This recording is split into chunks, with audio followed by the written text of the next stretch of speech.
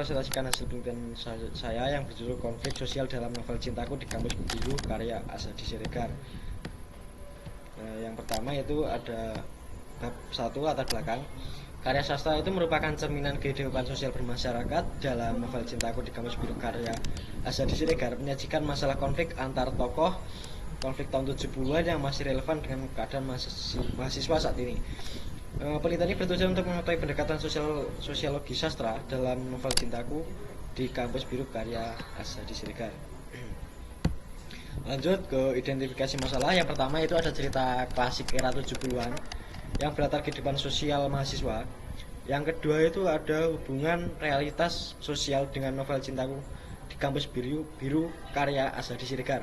Dan yang ketiga ada konflik sosial yang dialami oleh tokoh dalam novel Cintaku karya di Kampus Biru karya Asadi Siregar.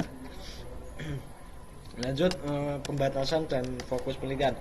Penelitian ini dibatasi oleh konflik eksternal yang terjadi pada kehidupan sosial mahasiswa dalam novel Cintaku di Kampus Biru karya Asadi Siregar yang fokus pada pertikaian antar tokoh, kesenjangan sosial, ekonomi, dan tekanan sosial. Lanjut ke rumusan masalah.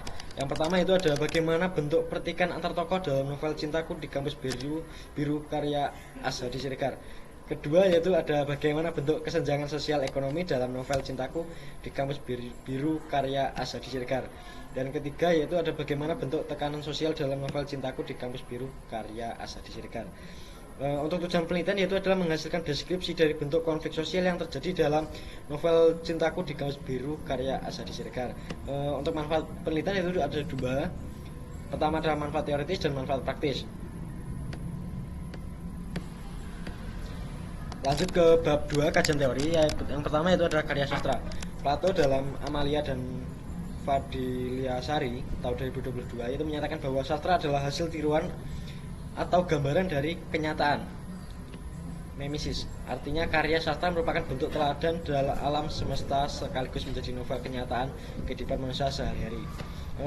Yang kedua adalah sosiologi sastra menurut Swigenwood 1972 dalam bukunya yang berjudul The Sociality of Literature itu mengatakan bahwa sosiologi adalah studi yang ilmiah dan objektif mengenai manusia dalam masyarakat, lembaga-lembaga, dan proses sosial. Lanjut ke novel. Novel adalah jenis karya sastra yang terbentuk prosa yang menyajikan cerita secara rinci dan melibatkan permasalahan yang kompleks. Lanjut lagi ke konflik sosial. Menurut George Simmel, konflik sosial diartikan sebagai tindakan permusuhan timbal balik yang dipicu oleh sifat-sifat manusia yang keinginan saling bermusuhan dan hal yang disebabkan oleh feeling of hostility secara alamiah. Lanjut penelitian yang relevan yang pertama itu adalah judulnya kritik sosial dalam novel Si Anak Badai karya Terelie dalam kajian sosiologi sastra dan relevansinya dengan pembelajaran bahasa Indonesia di Madrasah Aliyah. Penelitian ini diteliti oleh Hanun Nabilah Khairun Anissa tahun 2023. Yang kedua yaitu ada konflik sosial pada tokoh utama dalam novel Mendung karya Yes Ismi Suryatiatmaja yang diteliti oleh Ardia Regita Cahyani tahun 2020.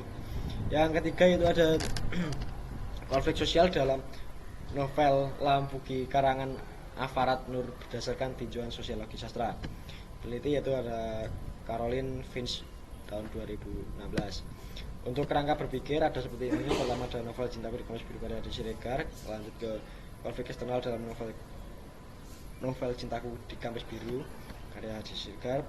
Asal pertikaian sosial, kesenjangan sosial ekonomi, tekanan sosial, sosiologi sastra dan kesimpulan.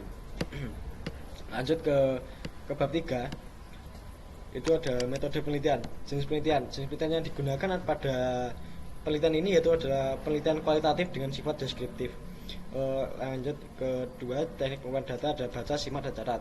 Untuk teknik analisis data itu ada teknik analisis datanya itu ada kata, frasa, kalimat yang menunjukkan konflik sosial dalam novel Cintaku di Kampus Biru karya Asadi Siregar.